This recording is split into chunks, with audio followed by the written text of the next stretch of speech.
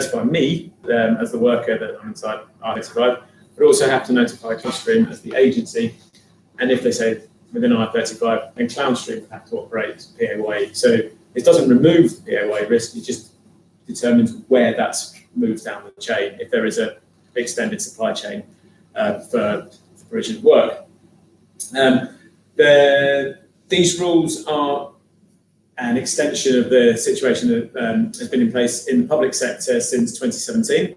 So all public sector organisations, and public sector is defined by any businesses caught by the Freedom of Information Act.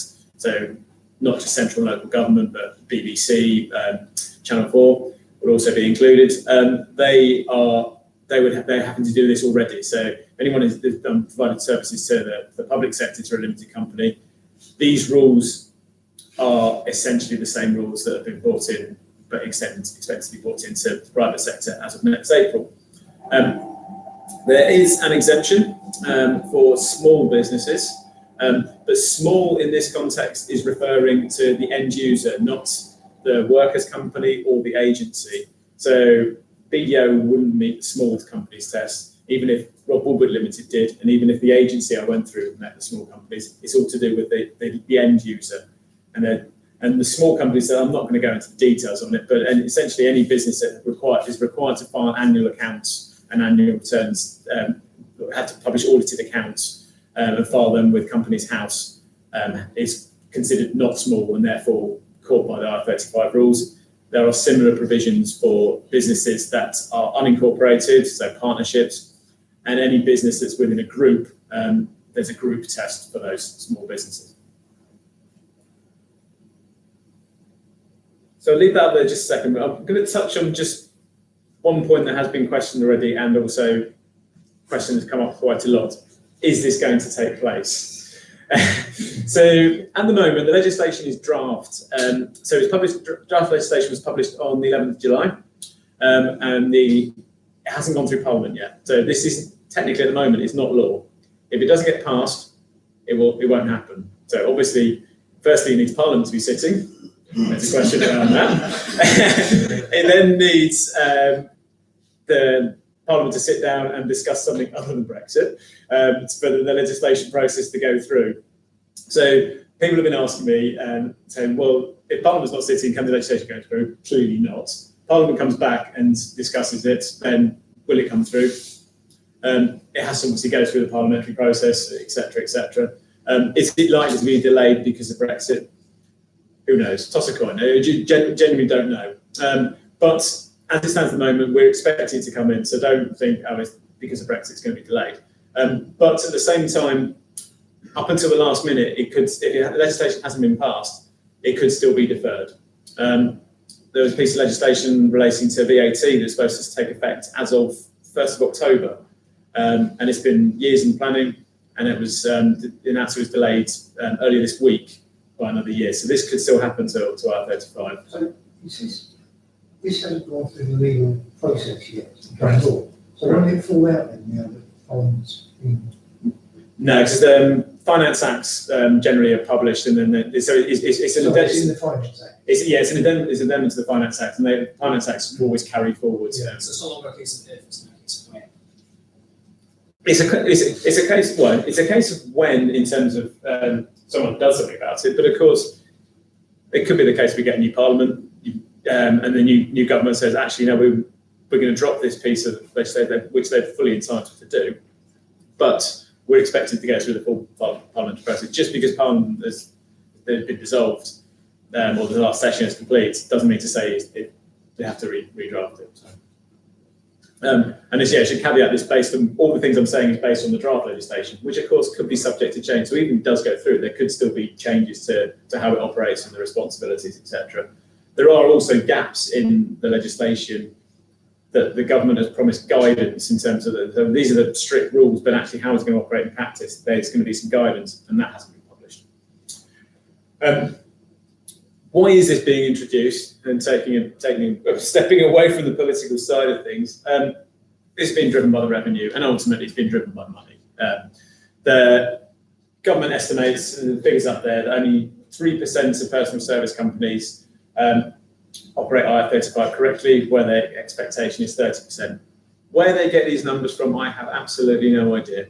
They haven't been tested. We know for a fact that the 1.3 billion pounds that they quoted on there is wrong, because that's the government have admitted that is the extra money they expect to raise through PAYE and employers' national insurance, but ignores the reduction in VAT, corporation tax, tax on dividends that would be a result of the companies having self-assessing. So where those figures come from, they're just made up numbers. But what's important with that is that whether it's made up or not, the government aren't going to sit there and go, oh, well, we think these numbers are wrong. If a civil servant says to Sajid Javid, 1.3 billion available for bringing this through, he's not going to go, is that right? He's going to go, brilliant, 1.3 billion, that's going to pay for how many hospitals, schools, whatever, or Brexit negotiations. That's kind of what's driving this behind it, the tax piece. And also the expectation, or the admittance from HMRC that actually they don't have the resources to police what's there already. So they're just shifting the burden. The determination of whether someone should be employed or self-employed and the facts leading up to that, completely unchanged. They're staying the same. It's just where, if someone's deemed to be employed, where that responsibility lies. So dynamics haven't changed. And in a nutshell, what we talked about, in terms of who's responsible, where it sits. It's the supply chain that's probably the most important bit, probably pressing most for people in this room, where the responsibility lies. So as I say, if there's an extended supply chain, the responsibility for operating PAYE falls on ultimately the intermediary, the agency, whoever that might be, that's paying the limited company, not the end user. So that liability is passed down the supply chain. And that's important because if the end user can go, well, fine, we've washed our hands of this, but they're not the agency might not necessarily agree with the determination that's been made, because the end user is saying, we think you fall within IR35. The agency might disagree. The agency is bound by that decision. And if the agency fails to do that, then there's potentially a risk that money gets passed upwards. We sort of mentioned about HSBC earlier, the transfer of the liabilities from around the HSBC saying we'll be outsourced. So see further movement on the chains. Yes, it moves further away, but actually it still doesn't remove the risk. So everyone within the supply chain still has a stake in this and still needs to understand what the responsibilities are. So how do you determine whether someone is employed or self-employed within there are obviously the rules we mentioned, the control, the substitution, the financial risk, the mutuality of obligation, etc. There is also the obligation to pass down the information down the supply chain. Helpfully, unhelpfully, HMRC published a tool to help determine whether someone is employed or self-employed, and check employment status for tax. I don't think I'm saying much out of term. I think actually it's quite rubbish. It was introduced back when the public sector rules came in 2017, and it's been trashed a number of times by different people. And you can play around with it many times. It's essentially not fit for purpose. It doesn't test mutuality obligation for a start, so clearly that's wrong. There are a number of different permutations to go through. Contacting mine, someone I know in the tax profession, he's done some analysis on this. There's about 150, 200 different permutations of different answers that go through on CEST, and only 6% will result in not employed. So clearly the system is weighted in favour of employment. It's the revenues interpretation of what's employment. We are expecting, we have been hoped, we've promised that there's going to be an update to check employment status for tax in the future, but the thing to bear in mind is that there's no substitute for actually getting a human response to this, getting someone else to properly check it rather than just rely on a computer tool. And that's important because business might undertake an assessment and say, I think you're inside R35. Individual has a right to appeal at 45 days within that assessment being received to appeal against it. And if you want to appeal and think, well, actually, no, I don't agree with this, because you need to have grounds for appeal, because the likelihood is that all the end user has done is basically just stuck it into CEST, come out with an answer. If you've got something to back up and push back on it, then that's the grounds for appeal.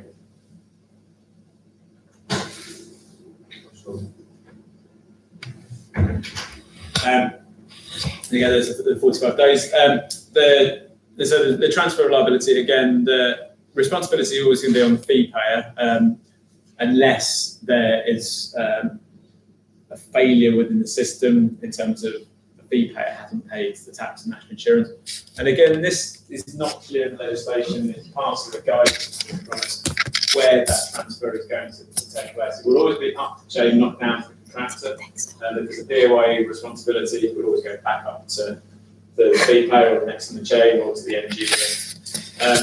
But what's not clear from the legislation is when that's going to take place. So is that just someone's missed a payment by a couple of days, or is that actually be something a bit more serious?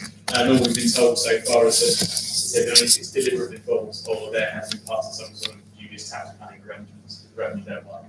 So, from a contractor's point of view, falling up inside IR35, then PAYE responsibility will always fall on either the end user or the fee payer, depending on, but it's not on the contractor. So, hand over to David a second, so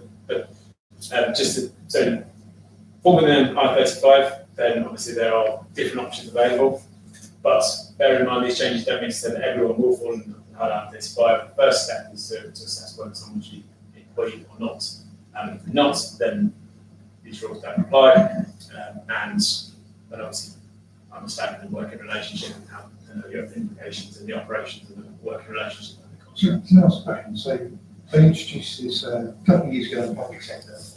I remember looking, there were a lot of roles that said, now a substantial number of the government seems to be outside.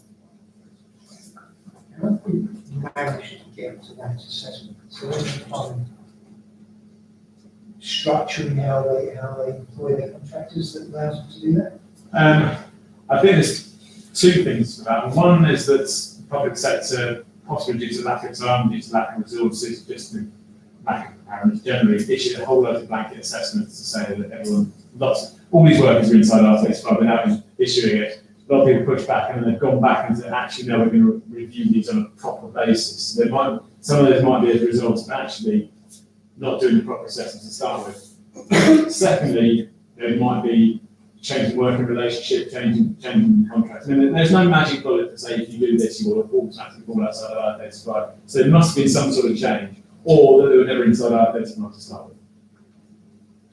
Because I was over in the public sector, just watching the last couple of years, there's been quite a lot to change. I'm saying from perspective that this all been assessed out. So they might have something that hasn't been always. Well, they must change the role. All the role was already outside of IR35 in the first place. So. I suspect they're probably doing a bit that you say to the contacting those directly speaks to the human thinking on their information. Yeah. There's been better talk about restarting again. Is that the battery? You get a bit of talk around modifying contracts to essentially in ways that statement of work and the ability to provide other people as subcontractors. You mentioned no silver bullet, but there's a lot of suggestions, and that is the way to reword the contracts or go back to, so for example, I was private contractors may have both your work for me. So if I came to a contract which was suggesting that was an interest conflict to take on, I want to try and reword the contract with the client. To create that personal service, because you're not being supplying just you, you can be supplying work. Yeah, absolutely. Not that generally happens. The statement of work in terms of two bits. One is it genuine? You can't just put something in a contract that doesn't reflect it. But there's also the question, and then with the more so, the statement of work also comes up in the conversations around outsourcing agreements as well. So it's not just supply of work; it's also supply of other stuff as well, managed services, etc. And we're waiting for guidance on that because at some point it's going to be supply worker, but where that chain starts. So. Yeah, exactly. So, and again, that's one of the things that we've been pointing out to HMRC in the government on this. And so, oh, there's going to be some guidance on this, we're going to clarify it now. The work. So, but yeah, the statement of work stuff, if it's genuine and there is a proper free exchange of individuals, then yeah, potentially it could work. But again, just because something's in the contract, the contract's a starting point, but also what actually happens in practice needs to be reviewed as well. Following questions. You mentioned that sensible as being pretty pointless. What is the best approach to come across a contract to go and get that? Is there a hotline, email address? Well, speak to an accountant, I suppose. Yeah, well, maybe accountants will be able to do that. There are a number of tools available online as well that will request to help and probably are better. Contractor Calculator is a site that has a much more robust tool that's available. Because the more involved, the more depth and more individual assessment, the more questions might be free, but an assessment has the advantage of being free. But yeah, the human assessment and sort of like the initial assessment, but yeah, it's basically shopping around to see what you get ultimately more involved, more in depth, and unfortunately, get more cost involved and things like that. But there are, yeah, so there are other contracting outfits for assessment. Perfect. So we can, thanks for the first one, Rob. With the questions, we can do like an open forum again. Can you use myself and Rob to talk through? I think it's good when the presentation's happening, just to get a bit of information. But like I said, these are sort of the options that are available. Obviously, option one, the higher bears the cost of the employees and I only. Option two would be, to bear the cost of that, through your own limited company, or reduce the take-home pay. And then three is, becoming a temporary employee, and that's where we as a business and FORE too, we are an umbrella company, so therefore we could be an employee of our business. We take care of all the responsibility, employees' national insurance, tax, and we pay attention to HMRC, pay slip. Has anyone using them, like, you aware of umbrella companies, how they work? Quite familiar. So that's another option there, and then option four is hire keeps the contract and no impact, and if there's no IR35, then pretty much negates the options. But again, as I explained, it's there, it's not law, but these are the options available. So, well, on the current temporary employee, how does that work in terms of employee compliance? So this IR35 is entirely a tax matter. I'm not a lawyer, I can't comment on the legal side of things.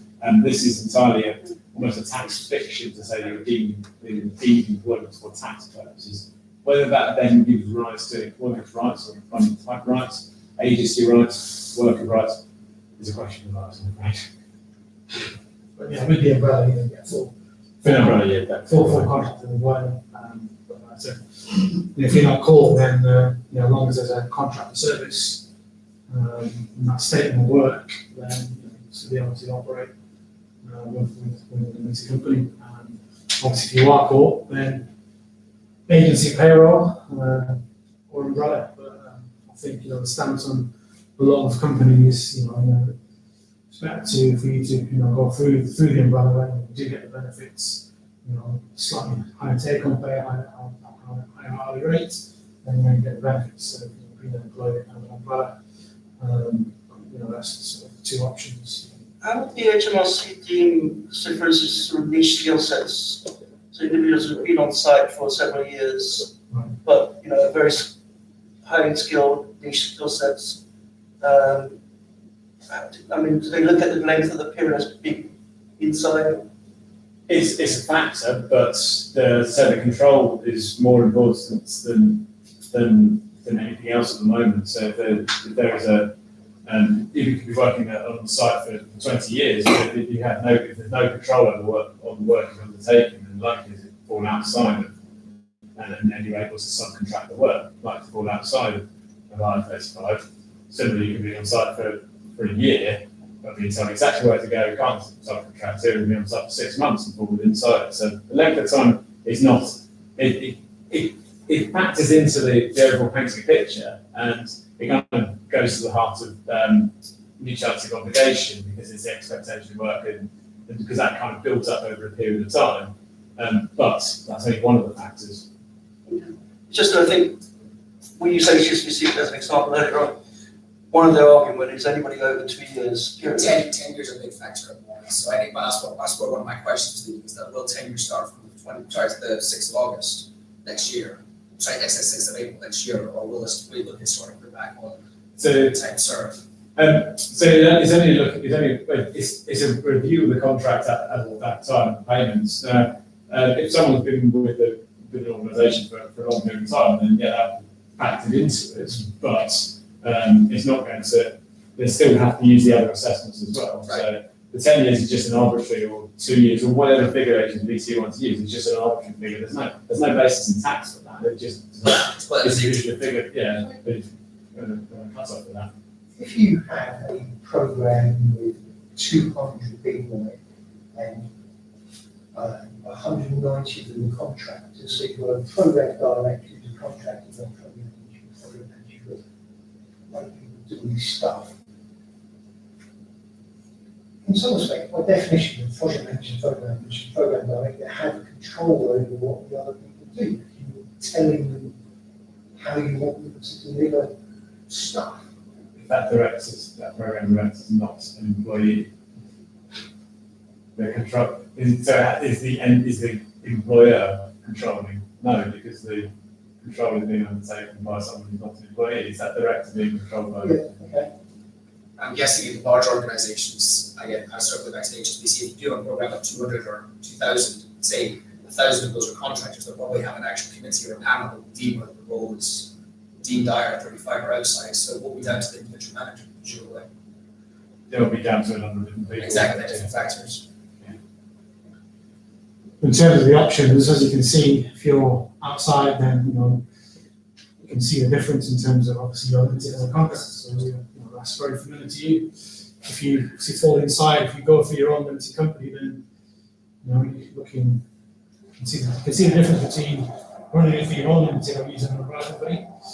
So the umbrella company, you've not got the corporation tax and you've not all these different stuff. So when you work for the umbrella company, you're better off through the umbrella. To just give you sort of a bit of an overview of the difference in pay. Any questions on that?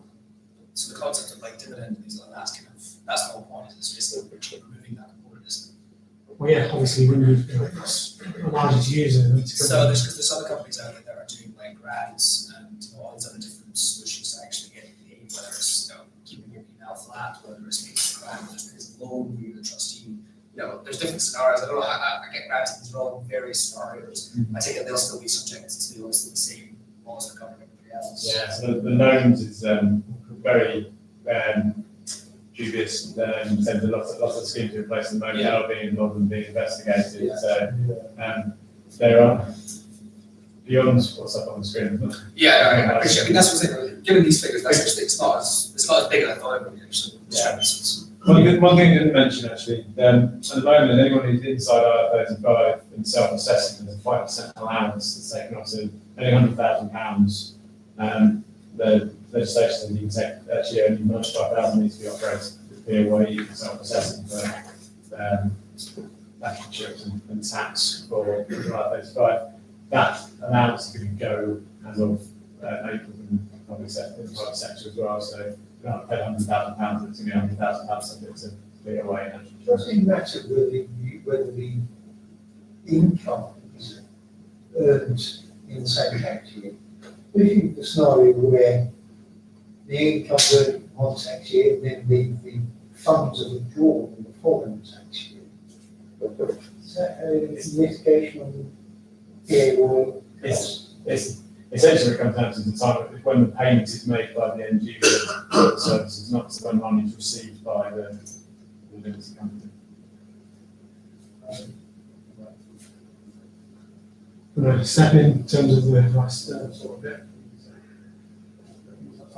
Yeah, go ahead. What was I saying with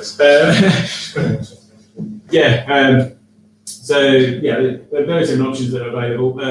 I think one thing that you should be considering is whether you're caught or not, and organisations, end users, we go through the filtering process in terms of identifying who will be caught, what they need to do, and the status determinations, and that sort of stuff should be happening now. The businesses will be getting ready for this.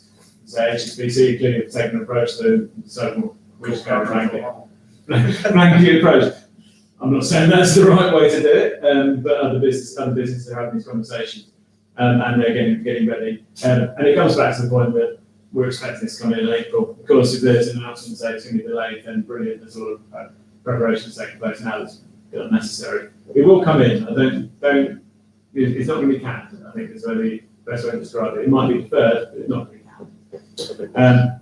And similarly from the contractor point of view, so what you need to consider is that relationship you have with the organisation you work for, is that within IR35 or not? And consider your working relationship, because as I said, the contract is important, but actually it's the working relationship. And if you're convinced that you're outside of IR35, and you've got very good reasons to do that, but you receive an assessment in April to say that actually we're caught by you within IR35, then use that opportunity to push back. You have a right to appeal. So make sure you're confident in your grounds. Doing nothing, I don't think is really an option on this. You need to be confident that actually what you're doing is if you feel actually I've self-assessed and I think I'm within IR35, then react accordingly. The only other thing to consider from that, I'll speak to accountants. Yes, they're always available over 24 hours a day, and that's a business card later. The legislature, if the contractor and you caught by IR35 from the 1st of April, it doesn't affect anything that's taken place up until now. So we've been contracting with the same business for 20 years, and year 21 starts in April. Those first 20 years are going to be retrospectively taxed under POA. It's only affecting the position going forward from April. The historic position is the historic position. That's not going to change. They won't retrospectively complain POA. Just I'll wait for the Q&A actually. Next day, there you go. I'm just running a scenario in my head. So hypothetically, like HSBC, you decided, right, we're just going to accept, we're going to go for option 4. We're going to just pay the higher rates for our contractors, and then is there any additional steps at the end to contract with them have to do in terms of like obviously the tax and all that? Is that all managed by accountants and so forth? So you're saying the corporate IR35, then you're just going to say we're just We're going to pay the additional amount. Okay. There's no impact to the end contractor on their rates. The only thing the end contractor will need to consider is that the payment they receive, if the payment is over, the cumulative is over £50,000 a year from that company, the payment, so HSBC, an example, makes the payments. Their obligation to withhold POA is always going to get a flat 20%, regardless of how much is being paid. So if the contractor is actually being paid, the income is more than that, so they're actually a higher rate taxpayer, they will have to account for the difference in the tax. So it's still something that has to be considered. It's not that everything gets sorted out by the fee payer or the end user, as the case may be. There might still be a further amount of tax. They further national insurance, but there might still be a further amount of tax.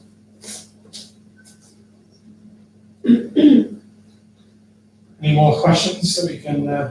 What's the umbrella companies? Is there anything beyond being an employer of said contractors? Is there anything else that's special about umbrella companies? Register or some different tags that say what goodness they are. And the tax or legal process, there's no difference between umbrella or an agency, because the individuals are employed by the umbrella, they are employees, entitled to employee rights, entitled to agency worker rights. So if I take over the contract with a company name, I place one of my employees down there, I wouldn't go out at the farm because I would consider an umbrella company for one of my employees.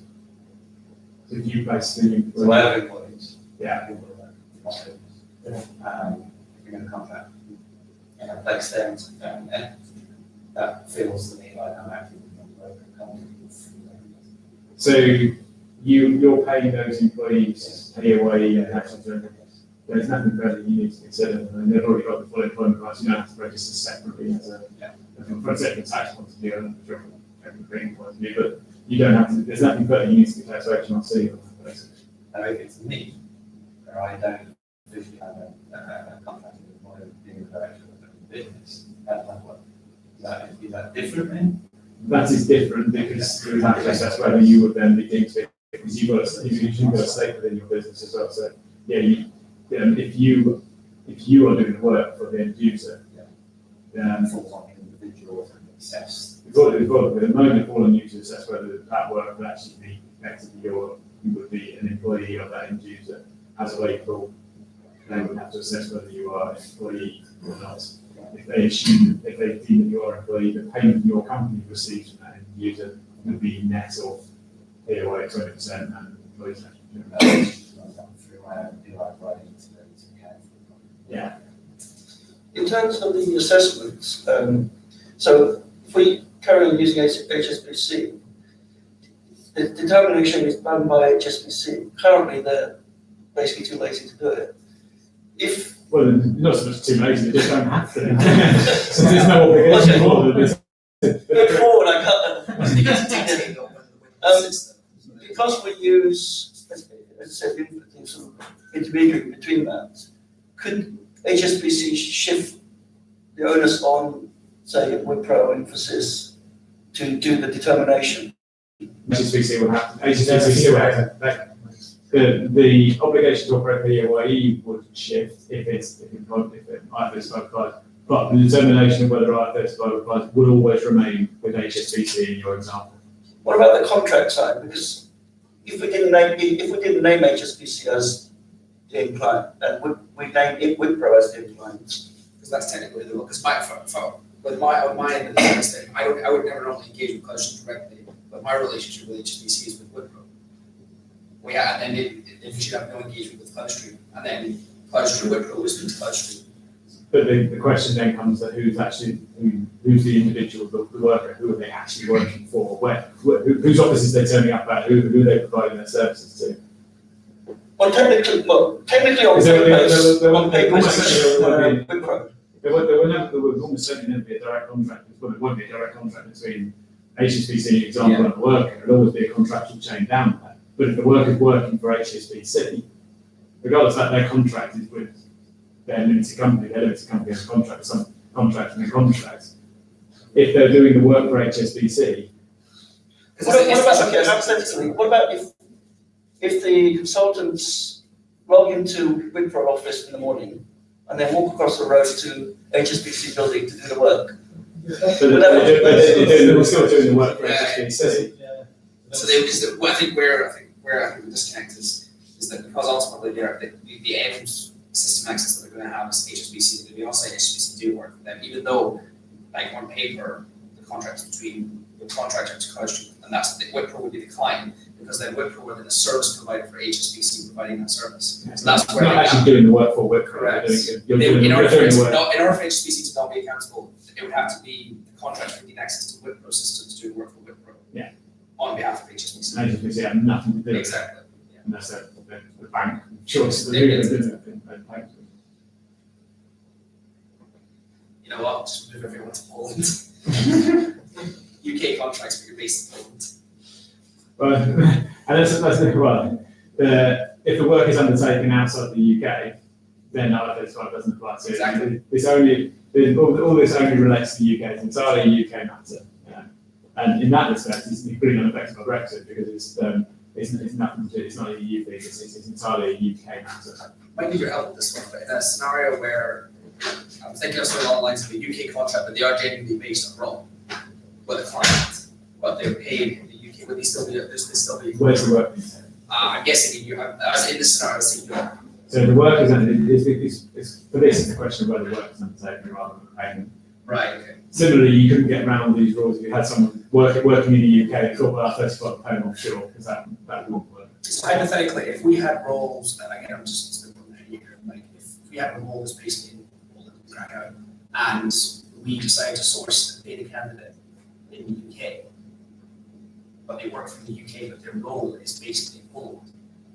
So they actually do the work in Poland. No, they would work in the UK, but their role, No. their, in the company. I have So- a so- website. okay, so- So so- the VPN say to me.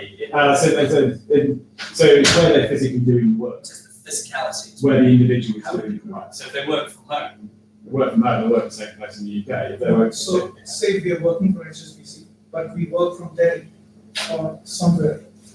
yeah, so, okay, so yeah, so Kurt's yeah. working from Delhi, Yeah. but his contract is UK based here, but you're actually physically, physically in Delhi. Physically in Delhi, then it's logging on to HSBC systems. Yeah, remotely. ultimately it's outside of, like, there's a number of steps. Correct, yeah. Because of that, the payments come from the UK, HSBC do call, and they would have to apply to say, like, this person not in the UK works not undertaken in the UK. Right, so we all move to. So we all. Yeah, absolutely. Brexit comes Yeah, in. that's good, but yeah. If you can work remotely on this, then yeah, absolutely. And move to somewhere else with a different. I'm gonna back my original reference, But- in Ref 2, in case someone in some country. Yeah. Because the other consideration that's outside of all of this is if you are just say, right, I'm going to go and do I'm just going to nip over to Poland, do the work and then come back again, and you're the contractor, then it's not caught by IR35, but if you're actually still a British national and you're still tax resident in the UK, you're still going to have to pay tax on it.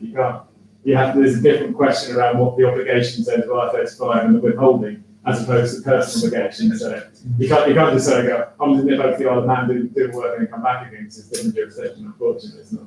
Good question, that is a good point actually, I take it Isle of Man, like all the typical tax havens, they're not exempt from all this, they are. So No, Isle of Man is different. If you're living and working in the Isle of Man, then this doesn't apply. It does not apply. Yeah, because the Isle of Man is not part of the UK for, Jersey, Guernsey, and all those? they're outside of the UK as well.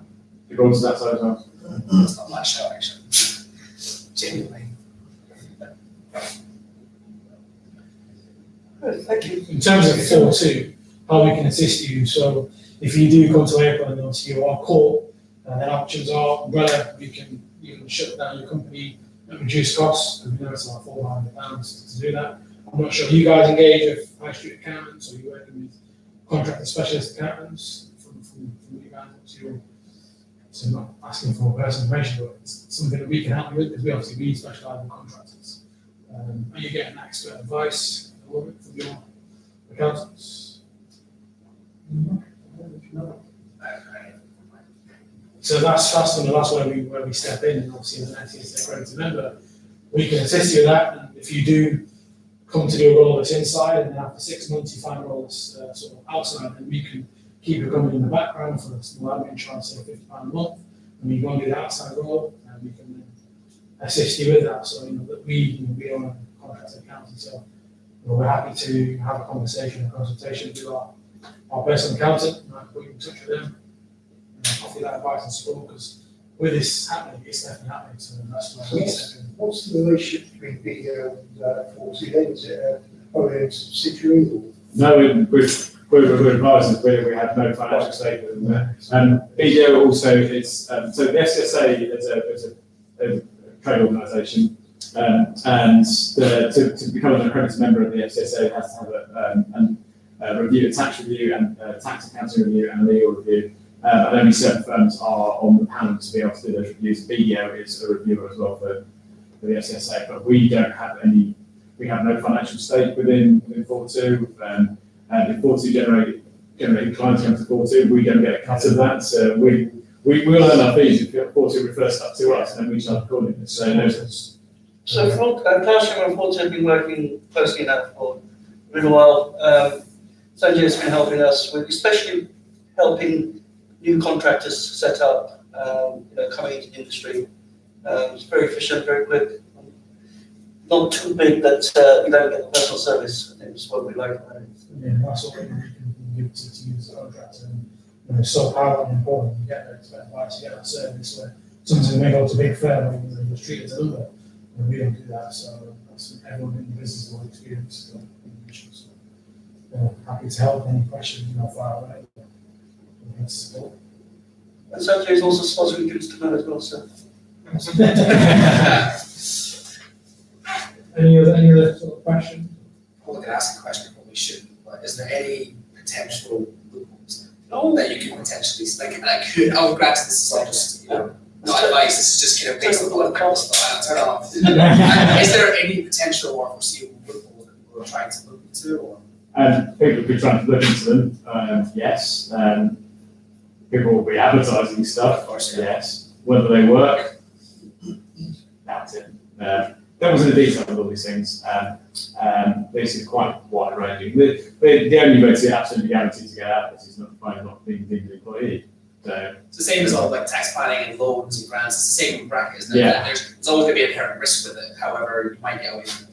yeah, but certainly with the loans, for example, I mean, there's lots of legislation out about that. The other thing to bear in mind, the dynamic has changed in terms of tax planning anyway. That 10, 15 years ago, lots of these schemes were out and they say, well, yeah, there was more benign regime in terms of HMRC looking at them. Also, the HMRC didn't have as much information available to them. Now, and also as much powers. Now, HMRC, because HMRC had to go and come away with a scheme, just disagree with it, and then challenge it through the courts, and then challenge it, and then change the legislation if they lost. Now, the government has more information source of power. The whole ethos around tax planning is much more toxic, I think. But George Osborne said about morally reprehensible when he was Chancellor.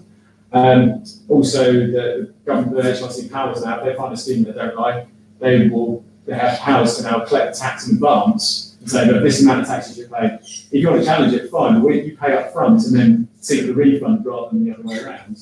Also, they don't have to then go after a particular change. Well, we don't like this, we'll have to go and change the law on that. There's a general anti-avoidance rule that bases an anti-abuse rule. Basically, say if it's considered that a scheme falls foul of that, then they don't even have to change the particular piece of legislation. The GAR applies, which is what's catching things like loan scheme payments and gold bullion and that sort of stuff. So, Will the forthcoming VAT, I know you said there's changes to the VAT process, things like that, will that have an impact on IR35 tax? but this is the income tax credit. The only reason I mentioned that thing was that even though that legislation has been passed, it was due to take effect in 3 weeks' time. It's just been deferred, so that could still happen to this.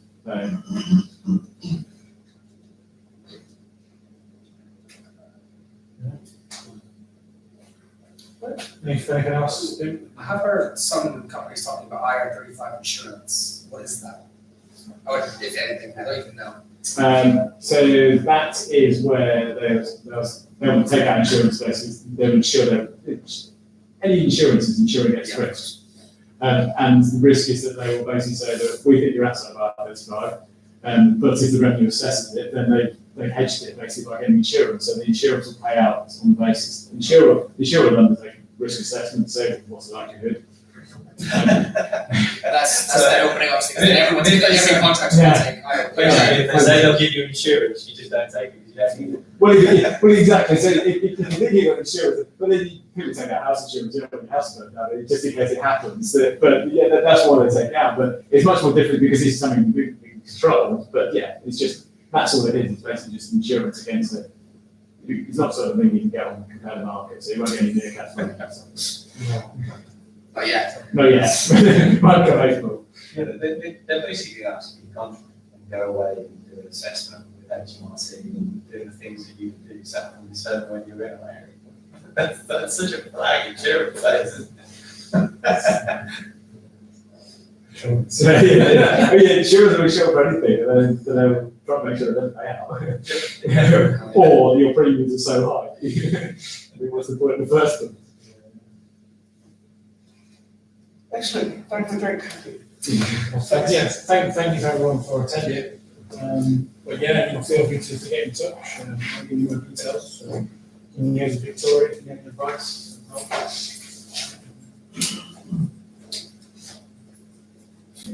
Yeah, thank you. We're just going to go around the corner. Do you want to look at it, okay? Sure. Why start now? Yeah. Sorry, we're stop there. Yeah, go ahead. You need help. Yeah, well, it's not exactly the best food that you can talk about, is it? Where's the cheeseburgers? Yeah, so that's the Do slides. you remember? Yeah. I'm gonna grab, stuff. Who chose the sugar thing?